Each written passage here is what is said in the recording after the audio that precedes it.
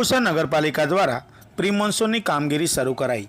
ઉલ્લેખનીય છે કે ચોમાસું આવતા પહેલાં જ નગરપાલિકા દ્વારા કાંસોની સફાઈ કરવામાં આવે છે।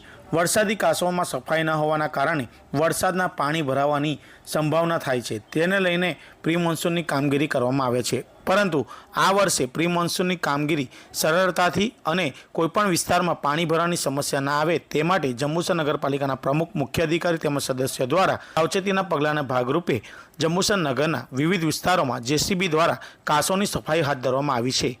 ઉલ્લેખનીય છે કે આ કાંસોની સફાઈ થયા બાદ પાણી નહીં ભરાય તે માટેના પ્રયત્ન કરવામાં આવ્યા છે। નગરપાલિકા મેકમ ક્લાર્ક લખધીરભાઈ ચતુરભાઈ જાંબો આ પ્રેસના માધ્યમથી જણાવું છે કે જંબુસર શહેરની અંદર પ્રી મોન્સૂન કામગીરી અત્યારે હાલ ચાલુ છે અને નજીકના સમયની અંદર અમારા જેટલા વરસાદી કાંસ છે એ કાંસની કામગીરી અમે પૂર્ણ કરવામાં આવશે।